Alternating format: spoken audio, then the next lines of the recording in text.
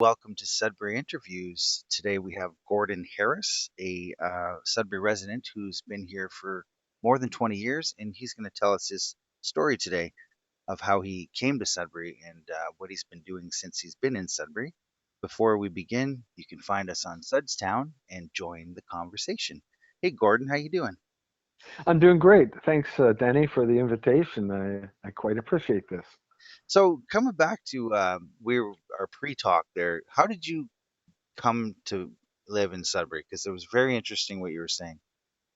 Yeah, it was a little bit indirect. I'm originally was born and raised in Scarborough, down in the GTA, and there was a period of time when I actually had moved and lived in Muskoka, and then there was an opportunity. I worked for a college that was looking for someone to handle Northern Ontario, primarily Northeast Ontario, but they needed someone to go to the high schools and to make presentations to kind of promote the trades industries, electronics, a few of the like plumbing.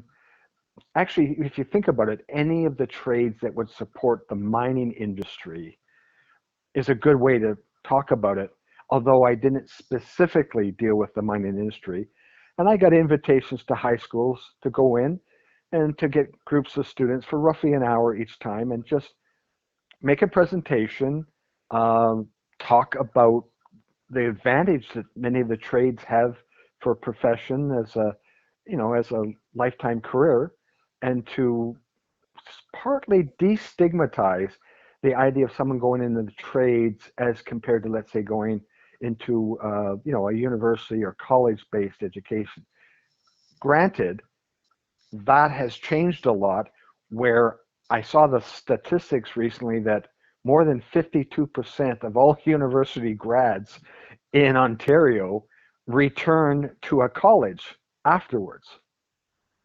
I mean, I thought, wow, we got a double track education system now in this province, which has changed since I was actively involved with that promotion. I did go to University of Toronto and graduated myself, um, but in the end, I recognized that hands-on skills also have an immense value, and I quite enjoyed going to high schools and talking to teenagers about options they may not have fully considered. So you lived in Toronto for a while? I was born in Toronto. I lived there until I was, I think now, till I was 32. Wow. And then I was in Huntsville for 7 years. And then in 2002, moved to Sudbury. Originally, it was just for a roughly 3 year contract. And I kind of said, hey, let's bring the kids up to Northern Ontario and give them an experience different than, the density of Toronto, an urban environment. And they, I didn't realize coming to Sudbury, I would kind of fall in love with Northern Ontario more than I expected. Uh, just discovered the Francophone community, decided to learn French because I figured, well, what is it, roughly a quarter to a third of Greater Sudbury is, speaks French, and that gave me a very good environment. I had already learned to speak fluent Italian earlier in my life, and so I figured, okay, let's have another fun challenge. And then I found other reasons to stay here. So you love it here. I like the city. It's a nice size.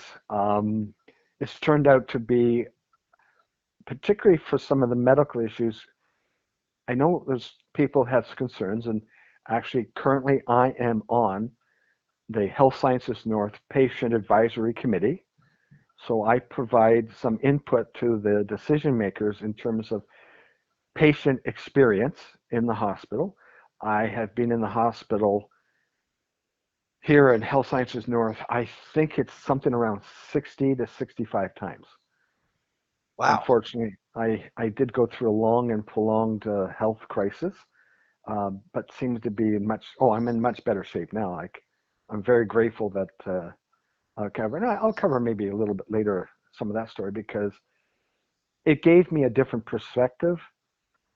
I also made friends here. I also got involved with politics in the local area. I got involved with the Arts Council. I was the president there for a while. Well, And uh, realized that I have great friends here, and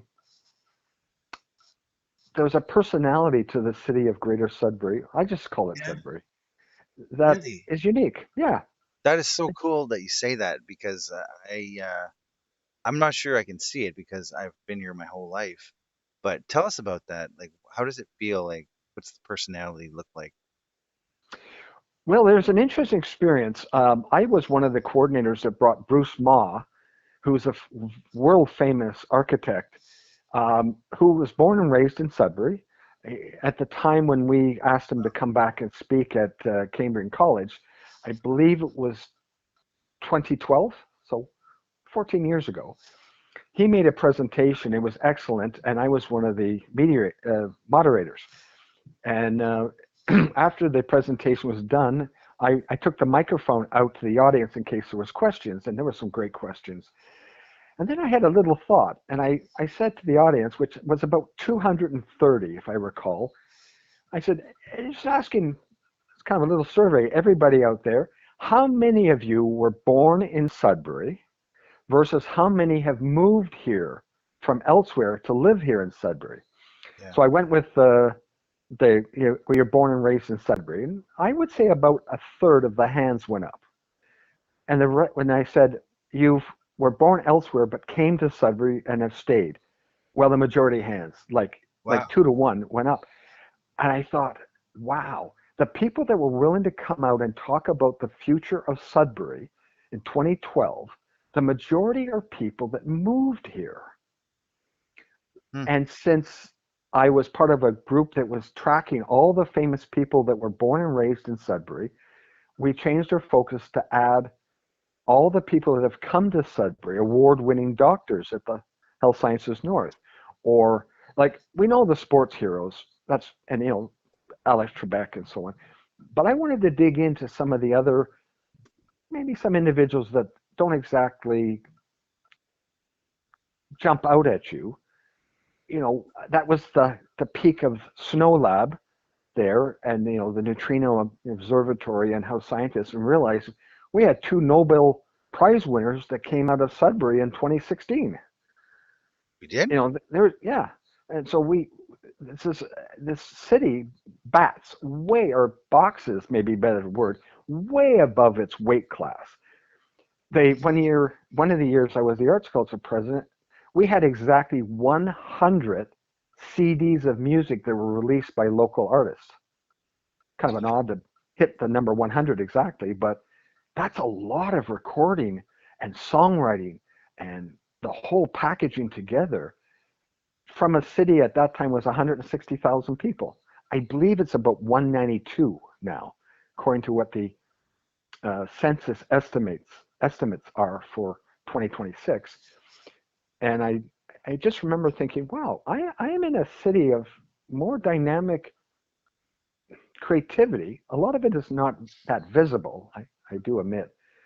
And I realized, okay, we've got a little engine of creativity. We've got an engine of ingenuity that does bring people here that have ideas and want to invent things or want to be artistic more than I think the average Siberian resident would realize. That's always going to be a challenge. And I think it was at that point I realized, after 10 years at that point living here, I go, you know, I could kind of finish off my life here and be quite happy. Well, I can't tell you how much of a breath of fresh air that is, Gordon, because people often, not on this show, but out in the community, people often are complaining about Sudbury, and you're saying how wonderful it is, and I completely agree with you. And I'm very open about my love for Sudbury too. So I love this. And so people born here versus people who came here, that struck me. And do you think that the people who came here see it in a better view rather than the people who lived here always? Well, there's definitely, in residents who are born here that if they go away for a little bit and Yeah. see somewhere else in the world and they come back home, sometimes that is a transformative experience. uh, because you realize, wow, home was pretty good. Yeah, nowhere in this planet is it perfect. Our healthcare is not perfect. But the one thing about healthcare, let's just focus on that one because I am aware a lot of people complain about our healthcare system. And having spent roughly 9 years as a patient in it, uh, I understand the balance. Yes, I've been left at emergency for 8 hours. Well, I wasn't dying, but I needed at least some attention somewhere. And that's unfortunately the system that we've inherited out of Queen's Park. Okay, but enough complaining. There are other good things. We have the largest lake, which I think is beautiful. How much I enjoy going down to Ramsey Lake, Lake Ramsey, and we have the largest lake in any major city in this country. We have 300 lakes within the boundary of Sudbury. You can drive out of this city within 15 minutes and literally be out canoeing, Hmm. let alone on Lake Ramsey or any other lakes in the area. Like, look for the bright side. We Canadians, it's funny, I've traveled a fair bit of the world, and many people love Canadians. Absolutely. Yeah. Even the United States. I know what's going on between us and the United States right now, but I have traveled to, I think, all but two of the states in the United States at some point in my life. And Americans, I find generally are wonderful. I have American in me as well. Some family members in my ancestry came from the United States. Um, but the thing is, that's why and we have complaints about the immigration system right now. But the reason why everybody wants to come to Canada, maybe more than we can handle right now, is they know we got our act together more than most places in the world. Because I've been to some of those places and they are not happy places. And yet, no, are we going through in this country, in this city, this province? Yeah, everything in life goes up and down, up and down. You just have to ride it like a surfer on a wave. That's life, What you a know. beautiful way to describe it. It's like when the Beach Boys were here last year playing their music, I love that concert. It was a great concert. There are songs about surf, and if you think about it, it's all cheerful stuff. Well, I've tried to be positive, tell people the future is, you cannot sit there and moan and groan about the future because you don't know what's going to happen in the future. The best thing you can do is bring positivity so that those that become decision makers have a feeling that they can at least attempt to solve problems to make the world, this country, this province, and this city better. Because we don't think that we know it all. There are some places in the world they think they know everything and they invented everything. We know in Canada, and certainly in this province of Ontario, we always can improve. We always have the challenge of improving things. And complaining, it has a role, but my philosophy is don't complain, just meh, meh, meh, meh. I think at the hospital I've written 9 or 10 letters to the administration over the time I've lived here. They are letters of complaint, but I didn't finish the letter off with a complaint. I wrote, this is what I think could be done as a possible solution. Yeah. That's more productive than just squawking away, belly aching. I mean, we all belly ache. It's not like we're immune to it, but be be proactive. And that's where I see in Sudbury, I'm amazed at how many people achieve things in this city, Yeah. and you would never know about it unless someone told you. Why is that? I think it's partly our Canadian personality. Generally, Huh. we're modest. I mean, we live north. We're on the upper floor of the North American house, and we have noisy neighbors below us. Well, we're in the penthouse on top, right? That's right. We're in the penthouse. So that's a good point. Um, but our Canadian history, and I've studied and love Canadian history. I love to tell some of the new Canadians who've arrived what they've inherited by coming here. Just like my Irish and Scottish ancestors and British, well, the British were kind of here first, but in terms of European ancestry, Uh, but there is an ability of the human beings to work together, and don't take it for granted that you know all the answers.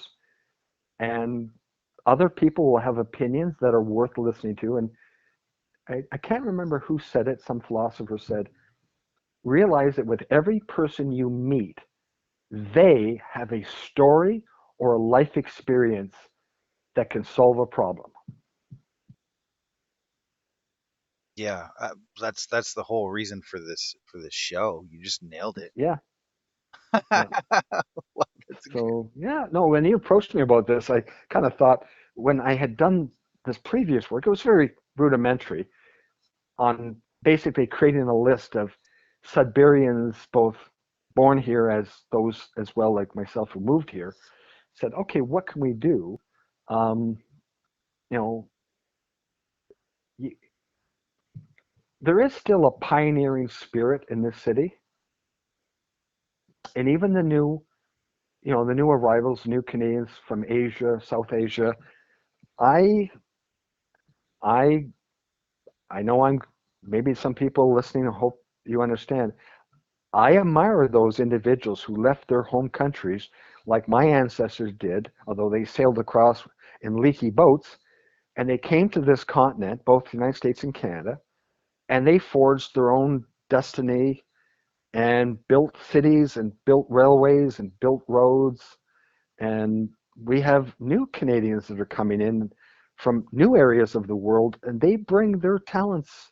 Yeah, it may take one or two generations for a little bit of a amalgamation, because like if I was to go to one of their home countries, think of in reverse, yeah. because it did happen to me in my life, what it's like to go to another country and suddenly you have to adapt. So when I was in my early 20s, I ended up living in Italy for 2 years, and I speak Italian, and I learned all that. I had to go from scratch learning Italian.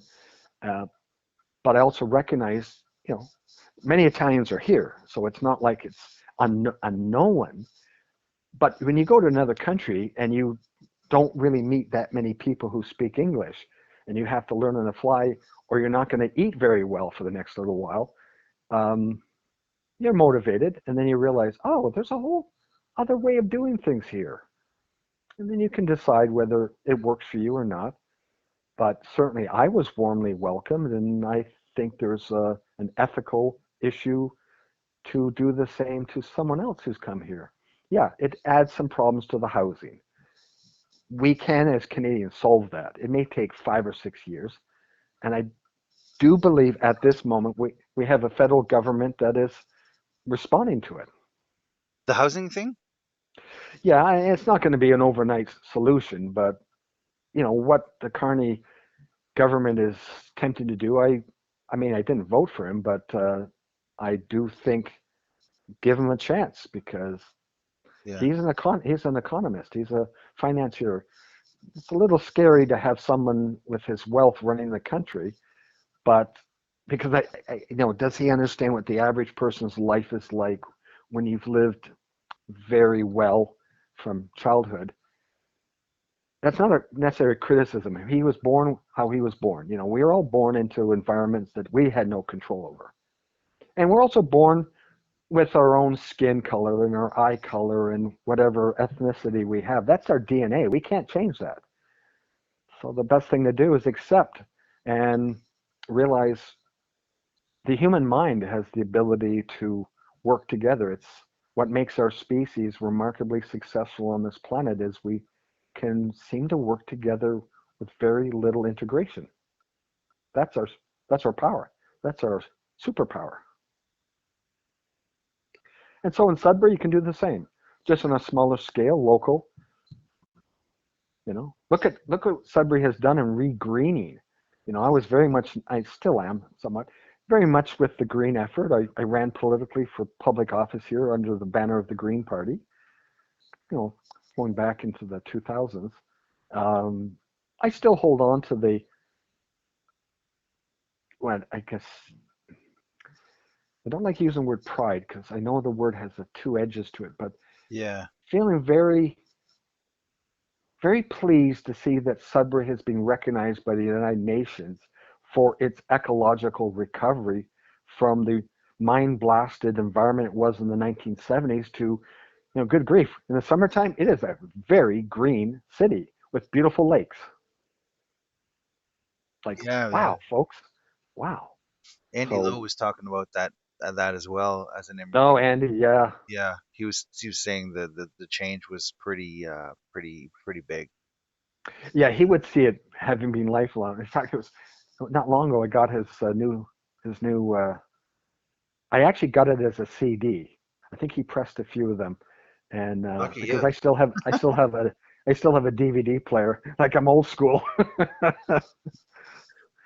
um, so there's what brought me to Sudbury. Uh, Currently, I've got a couple of interesting projects. Do you want me to go into them, or was there anything else you wanted to ask? Well, I have this question that I ask every single guest from Okay. I think the third episode. I call it the daily segment. And for you, it's probably going to be easy because we've been talking about Sudbury the whole time. But the question is, what is one thing that you feel would make Sudbury greater? A solution to the homeless issue that actually works. And don't throw money at it as a municipality, hoping it goes away because it won't without constructive process. As much as it greatly troubles, and I truly am troubled every time I see a homeless person staggering around under the influence of fentanyl or begging for money. I recognize they're human beings. I don't like giving money, I'll be upfront, because I don't think that it's going to solve a problem. I would like, if I could have a magic wand, well, that's not even fair because magic wand takes the responsibility of coming up with a solution. I'd like to see this city come to a solution that protects the dignity of people that definitely need help, with the aspect that it gives the remaining citizens of this city the freedom to go downtown, to not feel awkward driving their car when someone jumps off the side of the road and comes to the window and wants money. I understand why people kind of get creeped out about that. I would That would be my wish because I think it would go a long way to give a sense of, um, and again, the word pride, but I'll use a word this time and say, feel confident about your city and don't have the blight and the visible blight of this. And the other thing is, the white crosses downtown in the cluster.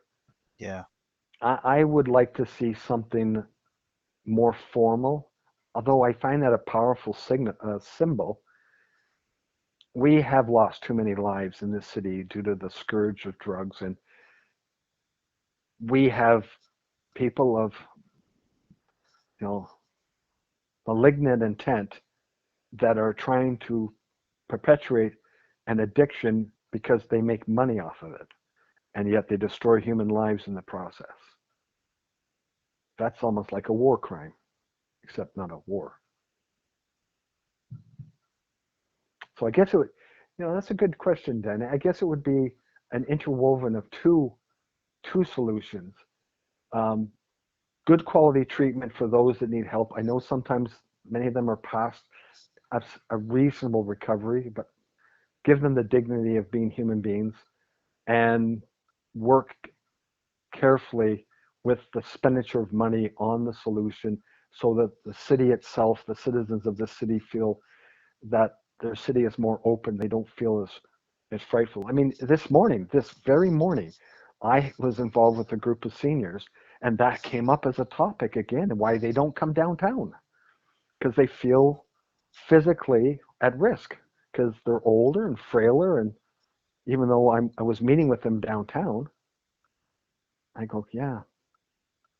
So long answer, but I'd like to see the city truly tackle the homeless question, particularly have it done and ready before the new conference center is finished. What do they call it again? The what's the actual word they're calling it? Not, it's not, is it an arena or is it like a conference center downtown that's under construction? Boy, my head is so far in the sand, Gordon, with with all of that stuff. I couldn't even tell you. Yeah, I can't remember what they're properly calling it. I have looked it up online of kind of what they want to do downtown. I used to design and publish on my own the map and guide for downtown Sudbury from 2005 to 2012 on my own. I would go to the advertisers, businesses, and they would buy little ads, and I would produce 20 or 30,000 of them and hand them out to the university and college students and have them in all sorts of hotels and any of the accommodation places and major restaurants. I did it all on my own. It was just, if you want to call it a side hustle, that's what it was on top of my other work. Wow. There's that's really great to hear. I got to talk to you about something. We'll talk after though. Oh, sure, An sure. idea that I've been thinking about too. You just said it pretty much. So that's going to be our episode for today. And is there anything else you'd like to add? Oh, I'll leave a teaser just in case. So I have done all the research for the greater Sudbury area of all the ghosts and UFOs that have been detected over the last 120 years in the area. And I've created a map that pinpoints where all these locations were, described by from newspaper records and from books and from more recently, of course, websites and stuff like that. So my current project before the end of this year is to produce a map that highlights where all the spooky, weird places that have ghosts, UFOs, and weird, strange things that baffle people, just to give an idea that, Sudbury has got its weird side too. That sounds great. It's not just City Hall. Well, keep us updated on that. Okay. Well, thank you. Um, Thanks Thank for you giving for me your some time. time, and you're very eloquent. You have a nice voice, and I was pretty mesmerized the whole time. Very interesting. Very Oh, interesting. thank you. Might have to get you back on at some point. Oh yeah, Um, I'd be happy. So that's great. Thanks for your time, Gordon. Thanks, Danny. No, thanks for reaching out. I hope you have a great day. You too. Bye. Bye bye.